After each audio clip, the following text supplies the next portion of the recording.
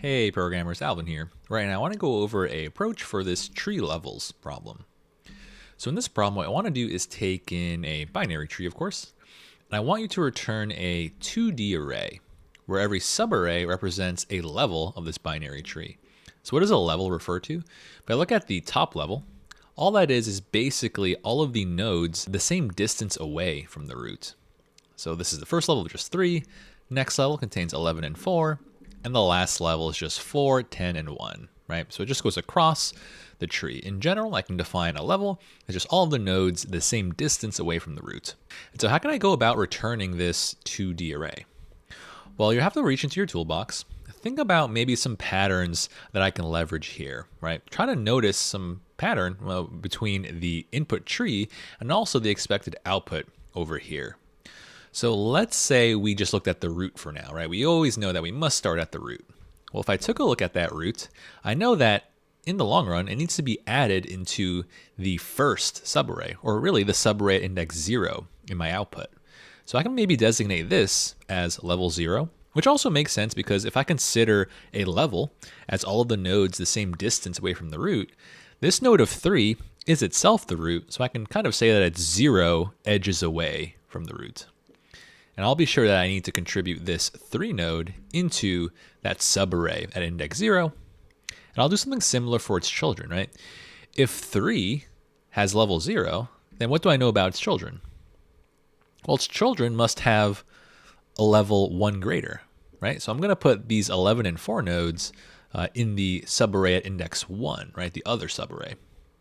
And the same thing follows for my very last level, right? Level 2, I'm going to be sure to put all of those in the subarray with index 2.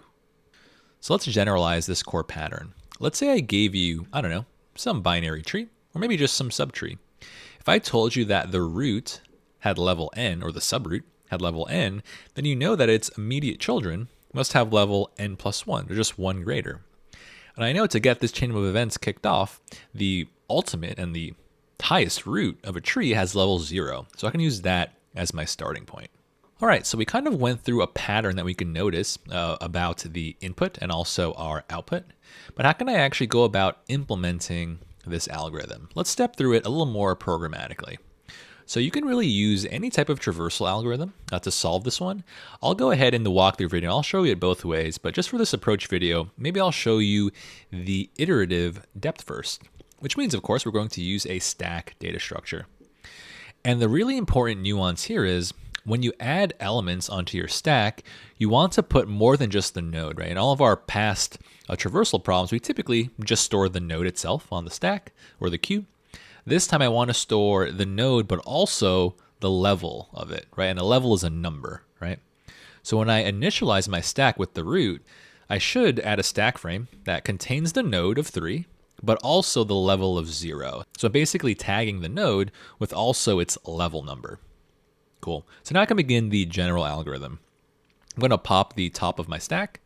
So my current is going to be this 3 node. And what I can do is I can look inside of my current levels array. Right now it's empty, right? And I need to check if level 0 exists inside of it. In other words, is there a subarray at index 0? And there's not. So I need to create it for the first time. Then of course I can take my node's value, my current node's value of 3, and just put it in that level, right? And that's feeling pretty good. Now I can do my general depth first algorithm code, so I can just check my children, right? The current node of 3 has 2 children. I'm just going to add them onto the stack. And bear in mind, let's say I took my right child of 4 and added it to the stack. I also need to designate its level. Right? If my parent has level 0, then the child has level 1. I just add 1 to it. And I also add node 11, also at level 1. All right, so remember, I'm able to derive the level of my child by doing +1 on the level of the parent. Cool, and that would end, I think, the first iteration of this algorithm. Same thing as usual, right? I'm going to pop the top of my stack, and now I check, all right, my current element is the node 11, and I see that I tagged it with level 1. I check, does subarray at index 1 exist in the levels array? If I take a quick look, I only have level 0 right now, so that's index 0. So I need to create level 1 index 1. And of course, I can throw in my 11 value right inside, because that's my current node. And then from here, I consider the children of this 11 node, right? 10 and 4, and I'd be sure to add them to my stack, right? Since I have level 1, the 2 children that I add to the stack, that I push to the stack, should have level 2, right? Next iteration, I pop the top of my stack. I have my node of 4 saying it should belong on level 2. Level 2 does not exist in my subarrays yet, so I go ahead and create it and throw in 4. And then if I look at this current node of 4, I'm looking at the left-hand 4 over here, right? It does not have any children, so it doesn't add anything into the stack. Next iteration, pop the top of my stack. My current node is 10 at level 2, and now I can actually see that level 2 already exists in my levels array.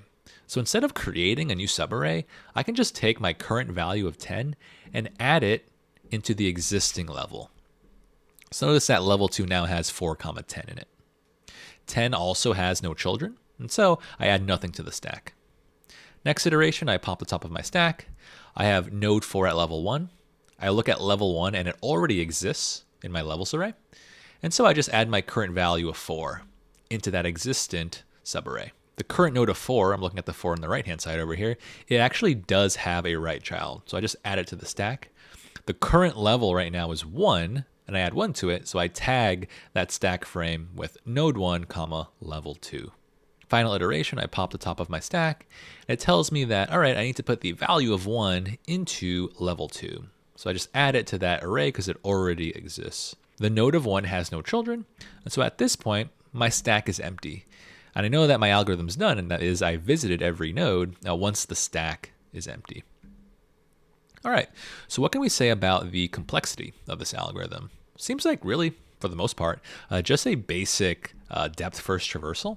So if we say n is the number of nodes, then we'll say that the time complexity is O of n, right? Every node enters the stack once, also leaves the stack exactly once.